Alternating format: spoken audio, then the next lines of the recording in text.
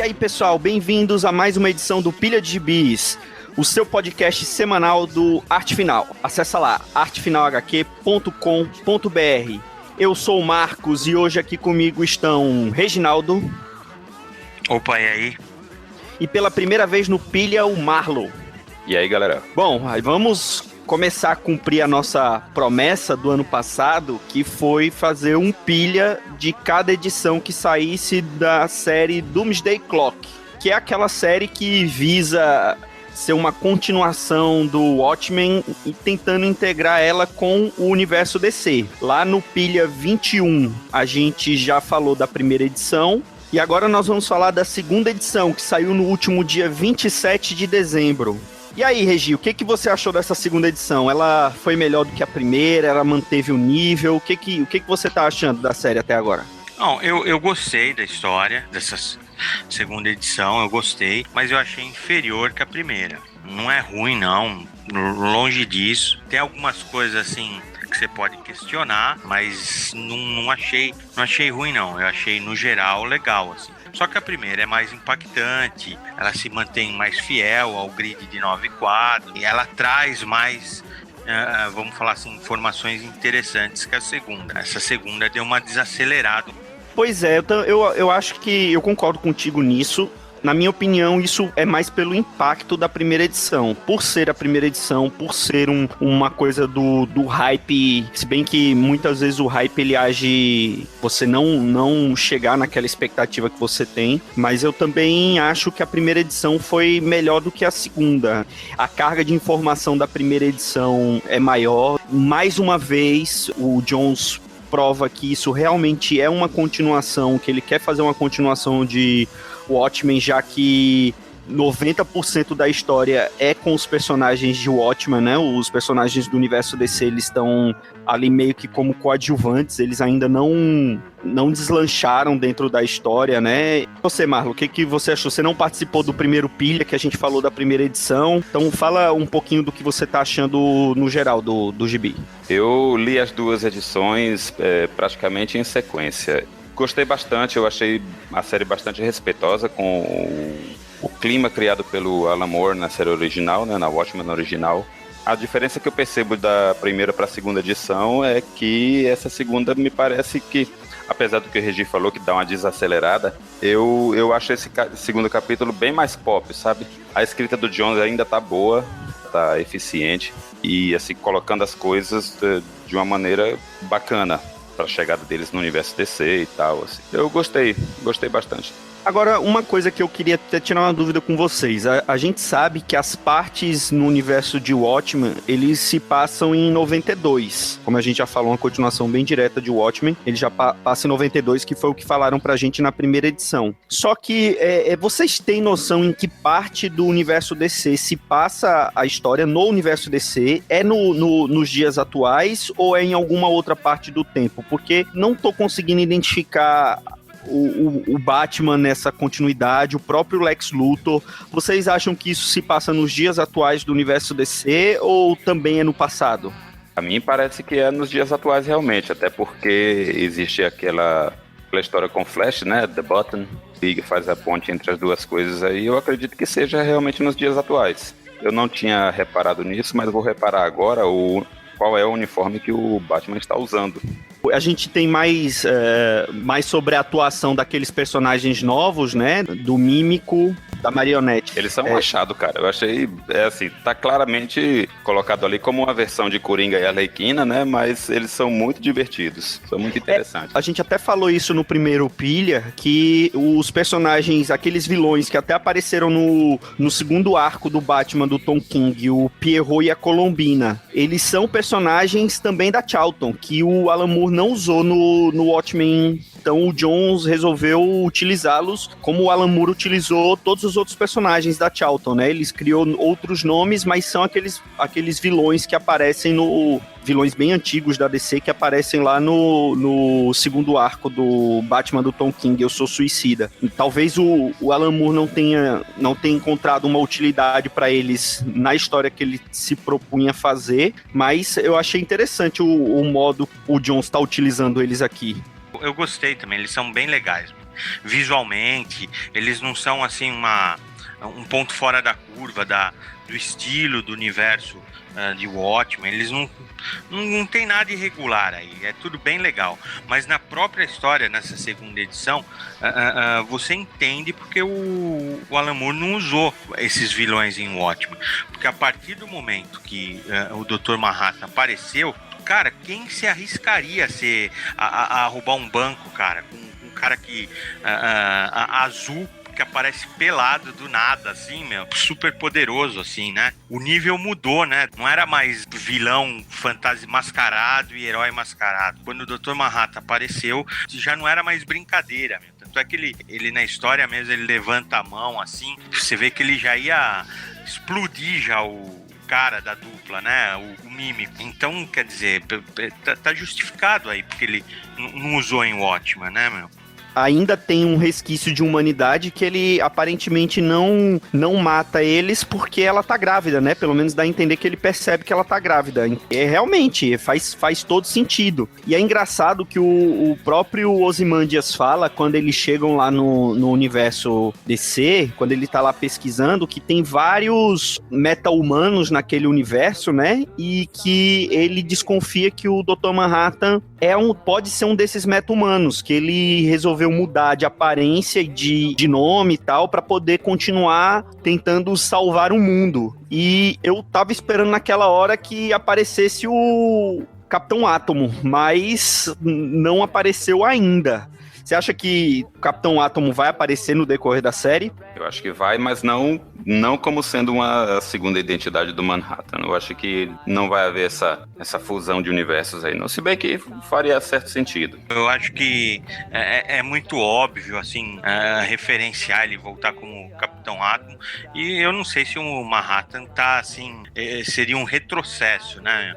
Seria mais ou menos como um ser humano começar a andar de 4, assim, pra imitar os animais, né, meu?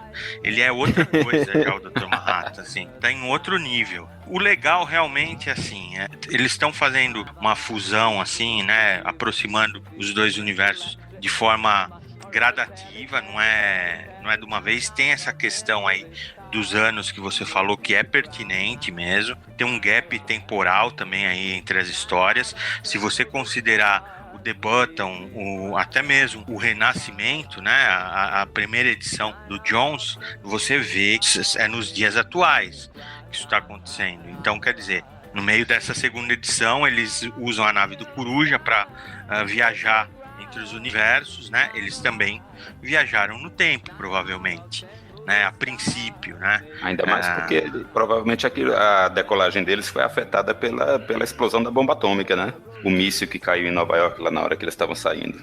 Pois é, por isso que eu perguntei que se passa no universo DC nos dias atuais. Eu achei muito esquisito tanto o Lex Luthor quanto o Batman nessa edição. Não parece o que tá saindo agora, entendeu? A personalidade deles, sei lá. Eu acho mais fácil ser um pouco no futuro, por causa dessa coisa da guerra entre as duas empresas, né? De estar disputando pela biotecnologia, né? De criação ou cancelamento de poderes, vamos dizer assim.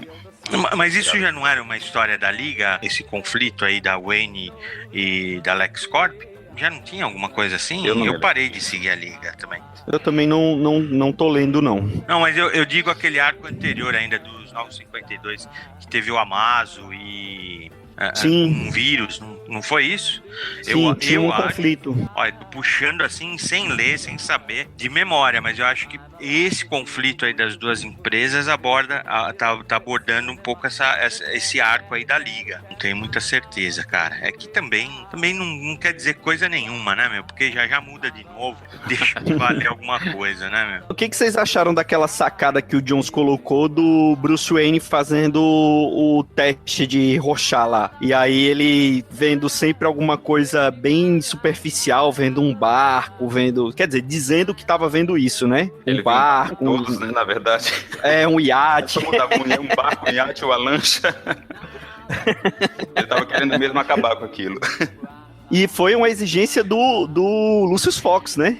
Sim, uma exigência do conselho para mantê-lo na presidência da empresa.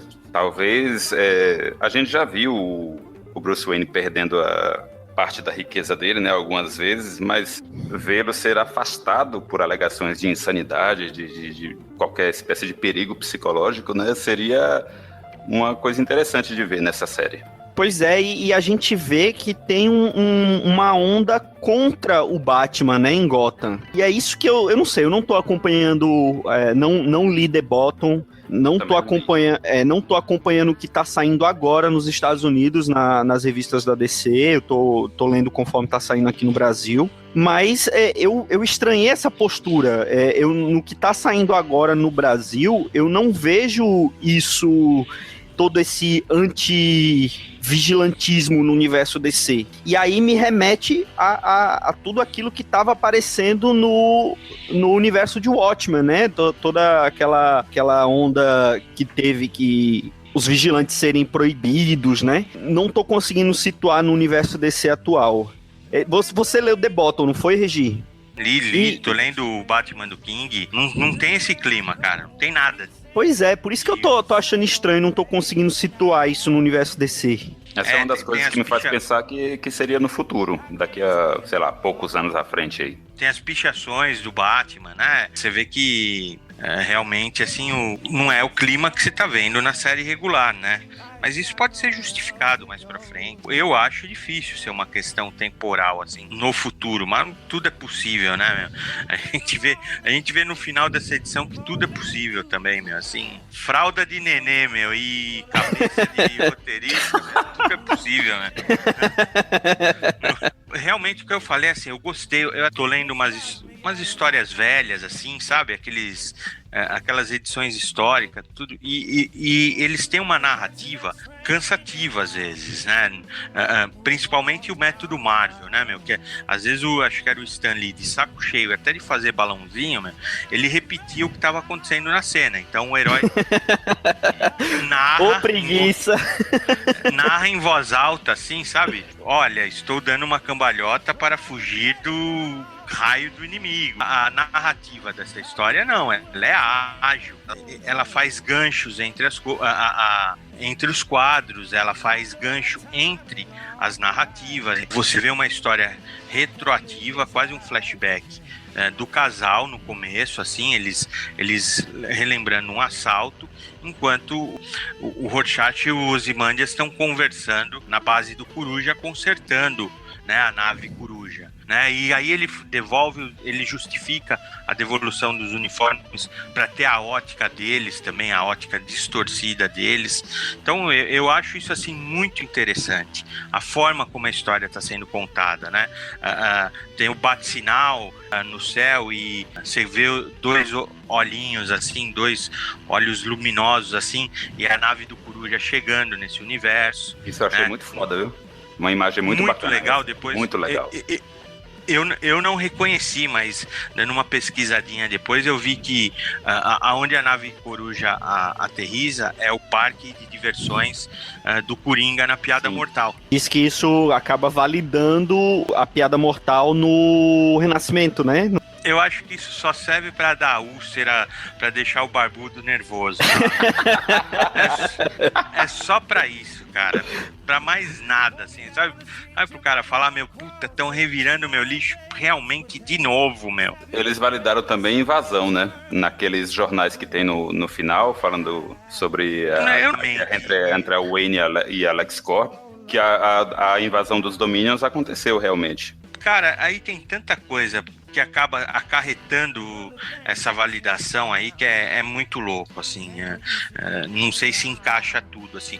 Não sei se é só, né, se é só por um band-aid onde precisa ter uma cirurgia, entendeu?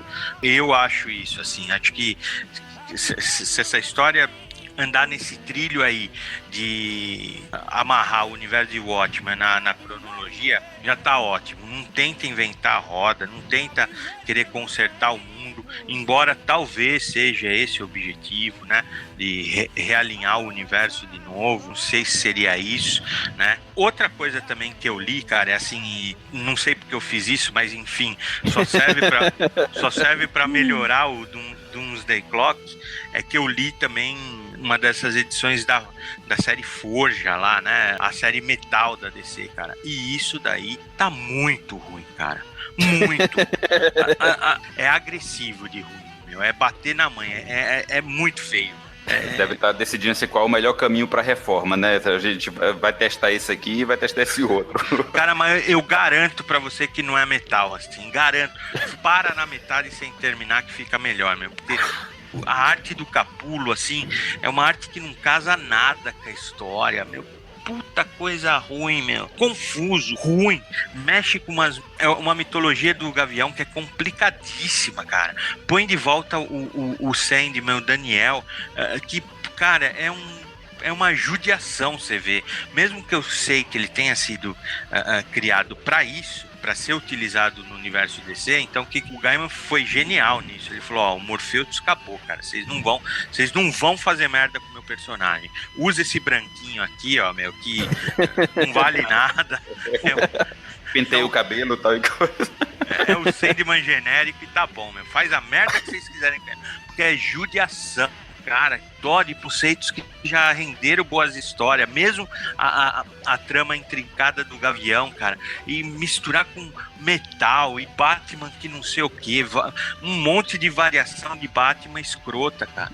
Eu fico pensando que essa série metal, cara, só serve pra falar assim, não, Doomsday Clock é boa, meu.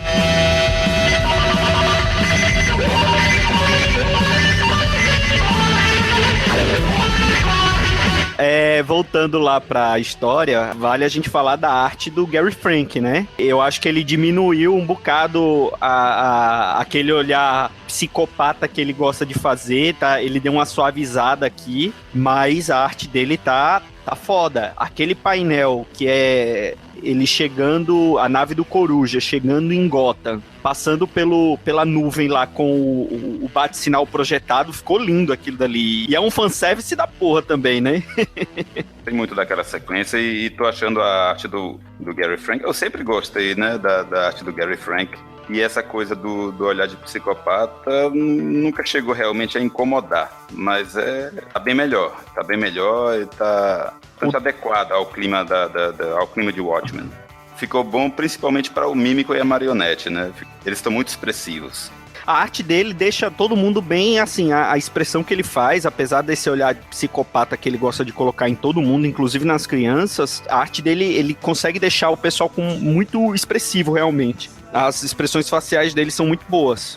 Continuando na sequência, a gente descobre o nome desse novo Rorschach, né? Que o Ozymandias chama ele pelo nome, Red. É o Regi. É o Regi. O Regi que eu gostaria de ser o Batman, mas vai ter que se contentar em ser o Rorschach, cara. Já tá bom já, meu. Eu gosto. Não o Banguela, né, meu, da série original, assim, Banguela meio ferrugem, assim, né, meu? Mas tá valendo, meu. O Rorschach é um personagem legal pra caramba, cara. E já tava tendo umas teorias de que a gente até agora não sabe quem ele é, né? Mas eu já li alguma coisa que ele poderia ser o filho do psiquiatra, né? Que tava tratando o Rorschach na prisão, né? Que, apesar de que na série original a única pista que a gente tem de que o psiquiatra tinha filho é uma canequinha com o nome papai, né? Não é falado o nome, se ele tem um filho ou uma filha, ou quantos filhos tem. Mas, assim, na primeira edição a gente descobre que ele é negro. E aqui nessa segunda edição, quando ele é acordado, depois que eles chegam no universo DC, ele tá descontrolado, vê o Ozymandias, quer matar o Ozymandias. Uma das justificativas seria que o pai dele tinha morrido lá no ataque, no falso ataque alienígena, né, em Nova York, e por isso ele queria matar o Ozymandias, mas por conta do acordo que eles fizeram, ele tá se segurando. O que vocês acham dessa teoria?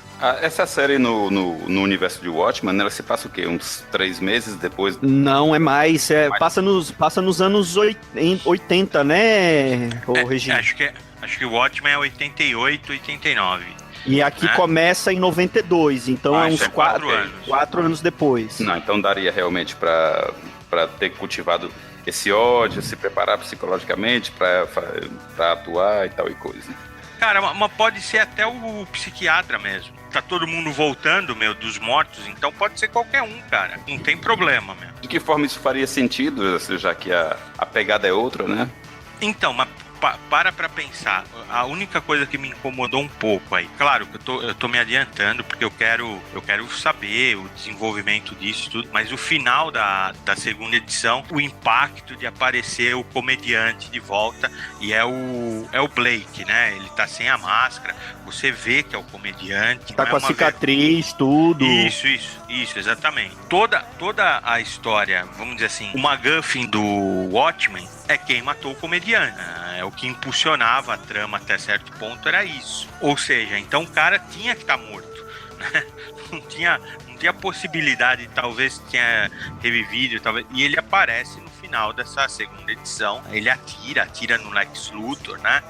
Tanto é que, assim, quando eles chegam nessa terra aí, que é, vamos dizer, o universo DC convencional, eles se dividem, né? O Ozymandias pesquisou as duas maiores mentes do mundo e mandou o Rorschach pro Batman, e ele foi atrás da maior mente. O Rorschach fala, qual que você quer? Eu vou pro mais inteligente, é claro. Pensando que índice que ele usou, né, meu, pra detectar as maiores... Pensa bem, você chega no nosso mundo, quem seria as maiores mentes pra você ir atrás, né, meu? Ir atrás do quê? Do Zuckerberg, ir atrás do Elon Musk, ir atrás de quem, meu, assim, entendeu? ET Bilu, né, meu? Vai...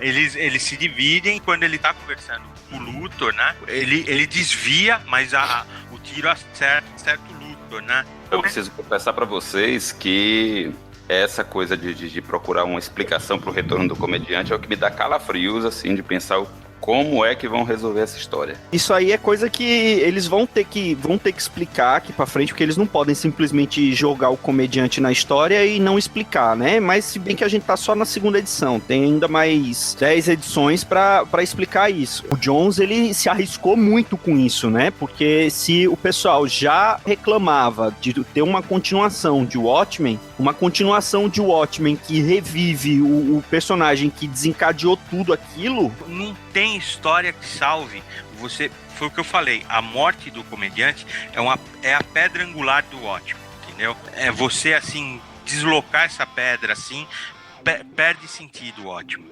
sim, de certa forma, entendeu? Porque realmente o que motivou toda a trama foi realmente a morte do comediante, que por outro lado, tinha descoberto o plano do Ozymandias, era um plano maquiavélico, mas ia salvar o mundo, tá? Você entende que trazer, é assim, se foi da vontade dele de trazer esse personagem, assim, realmente o cara arriscou tudo, e eu acho muito difícil ele vir com uma história convincente, muito difícil, praticamente impossível, cara. O que ele vier não vai agradar todo mundo, porque ele não tá mexendo em qualquer história, cara. Ele tá mexendo em Watchmen. Isso é complicado. É uma obra que levou anos já pra ser consagrada, entendeu? Ela, assim, claro, não entra no radicalismo de falar, não mexe nela. É um produto comercial, tem que mexer assim e tal. Mas distorcer, cara, aí já é complicado. Aí eu já acho que o cara tá abusando. Agora, outra coisa que eu achei meio esquisito, eles fizeram tudo aquilo pra poder tirar a marionete da cadeia. Ela acaba falando que tem que levar o Mímico também. E quando eles chegam no universo DC, eles prendem eles. Eu não entendi por que eles fazem isso. Apesar da explicação, não. A gente tem que dar uma sondada, tem que descobrir pra depois usar vocês. Só que eu achei meio esquisito eles prenderem eles. Não, é como se não tivesse utilidade. Então pra que soltaram eles, né? Mas ali era o momento de ser discreto, pô. E eles dois são espalhafatosos, entendeu? Ali era a hora de agir na escuridão. E eles são de chegar e iluminar o picadeiro. Acho que é isso mesmo, Marlon. Porque, assim, se você pensar que o Ozymandias, ele é maquiavélico, cara, o que ele pensou? Ele falou assim, ó, não vou voltar pro meu universo se eu precisar de um plano B, eu já levo o plano B comigo, esses dois malucos. Como eles já tiveram um contato com o Dr. Manhattan e ele salvou, né, ele não matou eles, ele vai se sentir, de certa forma, responsável se eu soltar esses dois malucos e eles começarem a matar um monte de gente. Claro, eu tô cagando uma regra, que eu tô inventando uma historinha, mas que faria sentido é isso. Então até tem sentido eles não usarem o casal no primeiro momento, né? Eu acho que sim, uma hora que o Dr. Manhattan não aparece e tal, falar, solta os caras, deixa eles matarem todo mundo, não é meu universo mesmo. O Dr. Manhattan vai aparecer pra resolver isso. Tem uma certa lógica, assim, né, meu? O que me incomoda quando eu falo no final é que não tem essa lógica, assim. Eu vejo mais como um cliffhanger pra amarrar pra próxima edição. Assim, muito perigoso, cara. Muito perigoso. É malabarismo com serra elétrica, meu, assim. Não é, meu? Errou, perde a mão, meu. Não sei. Vamos ver. Tô ansioso pra ver. A verdade é essa, né? Outra coisa que eu achei esquisito foi a facilidade que o Rorschach consegue entrar na mansão. Eu não digo nem na Batcaverna, porque depois que ele entra na Batcaverna, ele aciona lá um alarme e o Batman descobre que ele tá lá. Mas entrar na mansão, e a mansão tá vazia daquele jeito. O Alfred tava o quê? Tava na balada? Cara, o Alfred tem cara que deve ir naqueles cruzeiros, sabe? Gaiola das Loucas, assim. Cruzeiro gay pra soltar a franga, assim, pra desestressar, meu patrão é um pirado, meu. Eu vou perder a cabeça aqui no cruzeiro, meu. Eu volto comportadinho, tudo, põe a casa em ordem, mas preciso desestressar um pouco, assim, né? Tomara que apareça na próxima edição ele nesse cruzeiro aí, vestido de gimp, assim, meu, de couro, né? Só o bigodinho de fora, assim. Isso eu gostaria de ver, tá vendo? Que visão!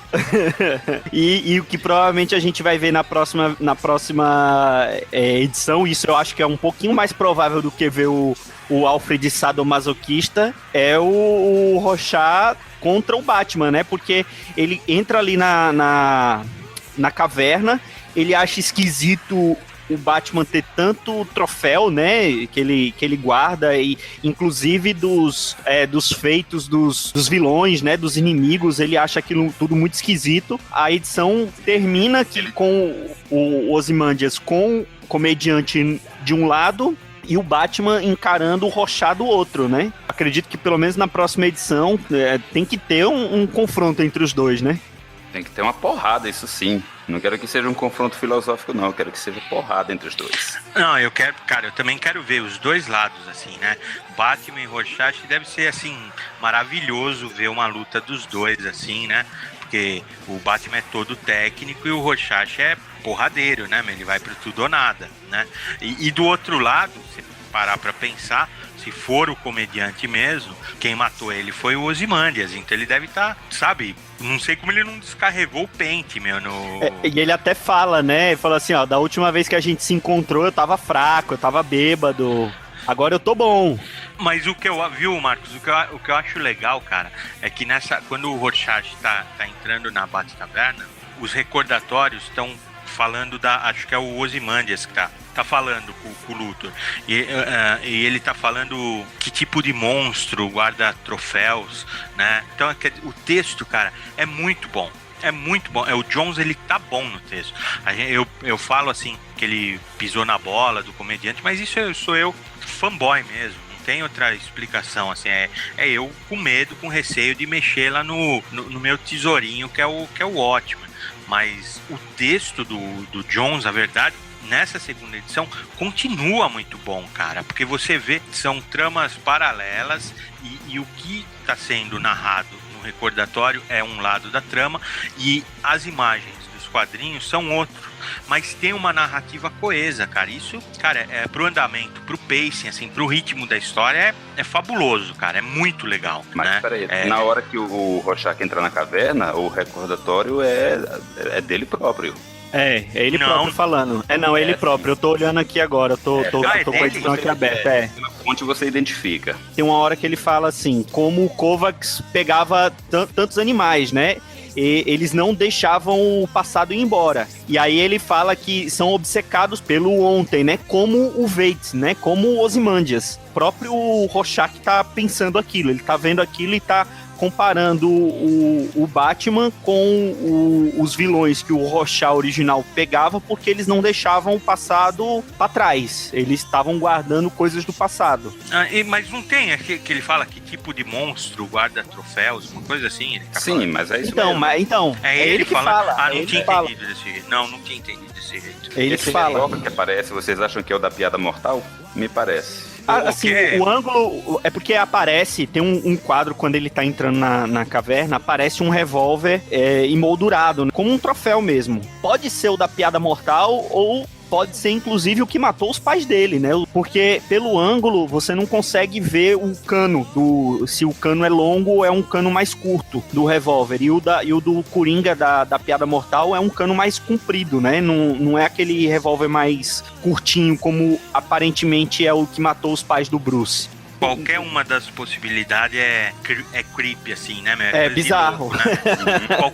Qualquer uma que for, meu, você fala assim, meu, que maluco que é o Batman, né, meu? O cara mandou fazer uma moldura. Você imagina que ele tem que ir na moldura minuto lá, ou outra loja de foto, escolher a moldura, pensar se vai pôr vidro, se vai pôr que fundo. É uma caixinha de vidro, na verdade. Passepartout, o que ele vai fazer? Ele vai ter que pregar essa moldura na caverna. Pensa o nível da loucura, cara. Fala assim, não, é a arma que matou meus pais. Horrível, né, meu? Ou então, não, é a arma que aleijou a minha ex-parceira, filha do meu amigo. Cara, é doente. Imagina o Gordon descendo uma hora na Batcaverna e olhar pra arma e falar, mas o que isso tá fazendo aqui? Que porra é isso, né? Você colocou em destaque a arma que aleijou minha filha, seu doente. Você é louco, cara. Isso já deve ter estado dito algumas vezes. Aí nisso aparece o Alfred de Gimp, porque não deu tempo de se trocar do Cruzeiro, trazendo um chá. Meu, olha, muito louco, cara. É muito louco. Se eu fosse o Ozymandias, eu voltava pro universo dele lá. Falar, bomba atômica é melhor, meu. Deixa eu ficar aqui na terra de louco, meu. Não, mas uma coisa que eu gostei dessa edição é que eles não abandonaram aquele filhotinho de Lynx lá. Ele trouxe ela pro universo DC, a Shumi. A Shumi. Shumi, né? É uma Bubatis em miniatura. Ele ainda, você vê assim, mas é isso que eu falo que é legal. O Jones tá soltando as coisas assim no momento certo. Ele fala que ela é uma bússola, né? A Bubatis pequenininha. Quer dizer, já, cara, o Ozymandias, porque também é um loucaço, vai dar uma torcida no pescoço do gatinho, meu. E pro lado que ele pende, ele fala, ó, o Manhattan tá pra aquele lado aqui, ó, tô usando minha bússola, né? Porque não tem um bom nessa história, né, meu? É só louco, né, meu? Pois é, o melhorzinho que tem emoldura o revólver que matou os pais ou que aleijou a amiga, né, Mitch? É muito louco, cara, pensa nisso. Não é normal, sabe? Não é normal. O cara tem um Tiranossauro Rex empalhado, tudo bem. Uma dona gigante. Quem não tem, né? Quem nunca? Né, quem nunca? Mas uma arma, meu, emoldurada, cara, arma que... Bom, dito isso, quais são as expectativas de vocês para a próxima edição? Não, pra mim é aterrorizante, cara. Assim, o final me deixou com uma pulga atrás da orelha. Eu espero ser surpreendido, viu, meu? Eu falo também, chio e tal, mas se vier com uma explicação boa pro comediante, tá valendo, cara. Legal, meu. Tá valendo como história, né? Eu acho bacana. Essa trama, ela tá interessante, cara. Você vê quanto tempo faz que a gente não esperou mês a mês pra saber o resultado de uma história. E essa daí a gente tá ansioso, né? Acabamos de ler a história, você já tá ansioso pra próxima edição. Então, pô, cara, tá cumprindo o papel que uma boa história em quadrinho tem que ter, né? Então, não tem que ficar com essa de vaca sagrada, não, tal. Quero ler, tô ansioso pra ler.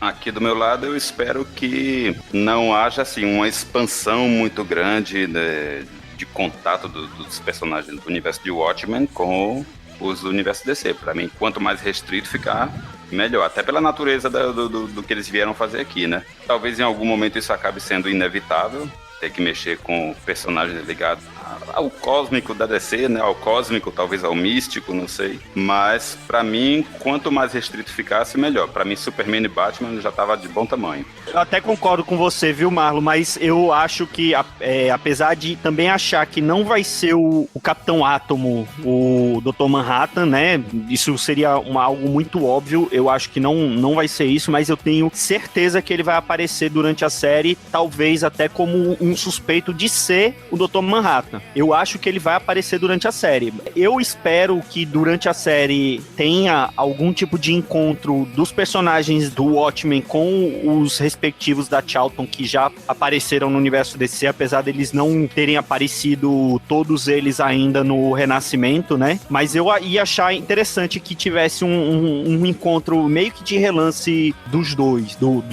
desses personagens, né? O Thunderbolt, né, que seria o equivalente do Ozymandias, não aparece no universo DC, mas eu acho que pelo menos um encontro do Questão com o Rorschach e aparecer o Capitão Átomo, eu acho que isso ia ser bem interessante. Eu só acho assim que eu fico com mais medo de aparecer os personagens de Watchmen do que da DC. Porque se você parar pra pensar, Coruja e a Espectral, no final de Watchmen, eles até falam que eles vão talvez continuar combatendo o crime, né? Eles falam uma variação de uniforme, talvez usar cor ou alguma coisa assim, e os dois ainda não apareceram. É certeza que eles vão aparecer em algum momento. Por isso que eu fico assim, pô, mas pra que mostrar o comediante, cara? E já na segunda edição, mexer num negócio, quer dizer, vamos ver o que vai acontecer assim.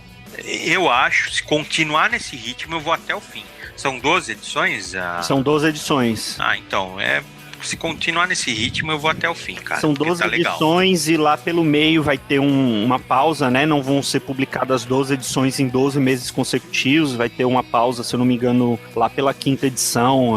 Vai pular um mês e tal. E assim, vamos continuar aqui na expectativa. Eu também tô curioso para ver para onde essa história vai.